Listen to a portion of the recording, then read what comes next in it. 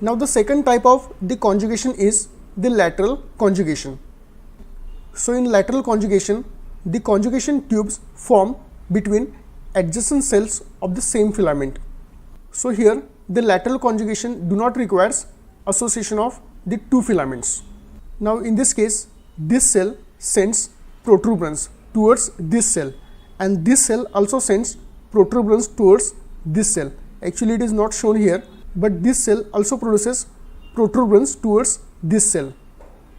So here the protuberances are formed between adjacent cells of the same filament.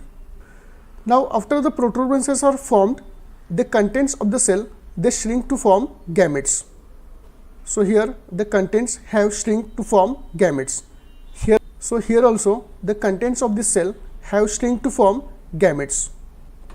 Now the conjugation tube will form between these two adjacent cells. So here the conjugation tube will form. Now one of the gamete functions as the male gamete and the another gamete as the female gamete. Now here you can see the male gamete is being passed through this conjugation tube. Now here you see the male gamete has fused with the female gamete. It is being passed through this tube and it is fused with the female gamete, resulting in formation of this zygospore. So here also in this cell, the male gamete is being passed through this tube and it is fusing with the female gamete, forming this zygospore. So lateral conjugation involves only one filament, and the conjugation tubes form between adjacent cells of the same filament. So alternately there will be formation of these zygospores. So this cell empty, now here zygospore, now this cell empty, now here zygospore.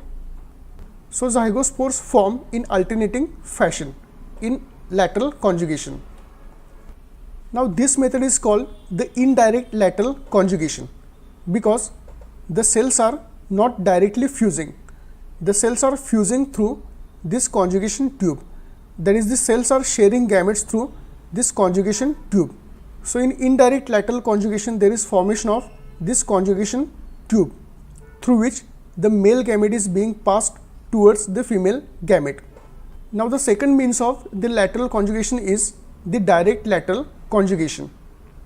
Now in this case, the adjacent cells do not form the protuberances. Instead, a small hole is formed in the septum which connects these two cells. So there is no formation of the protuberances or the conjugation tubes. Simply there is formation of a small hole between the septum connecting these two cells. So the next step is the contents transform into masses, and these masses function as the gametes. One of the gamete functions as the male gamete and the other as the female gamete. Now here the gametes are simply passed through this small hole between these two cells. Actually this hole is formed between the septum connecting these two cells. So there is direct transfer of the gametes between these two neighboring cells through this small hole in the septum. So here the male gamete fuses with the female gamete, resulting into formation of the zygospore. So as a result, this cell becomes empty, this cell also becomes empty. So the zygospores are formed in alternating fashion, similar to the indirect lateral conjugation. In the indirect lateral conjugation, the transfer of the gametes is through these conjugation tubes forming between adjacent cells. And in the direct lateral conjugation, the transfer of the gametes is direct through the small hole in the septum. So this is the difference between the indirect and direct lateral conjugation. Now the main difference between the scalariform and lateral conjugation. The scalariform conjugation occurs between two filaments, and the gametes are formed in the two filaments which take part in the conjugation process. So scalariform conjugation requires association of two filaments which share gametes through the conjugation tube, and lateral conjugation requires only one filament, and the gametes are transferred between adjacent cells of the same filament. So this is all about the scalariform and lateral conjugation in Spirogyra. Now the next step is the germination of zygospores. The zygospore is a spindle shaped to oval body and it contains a single diploid nucleus.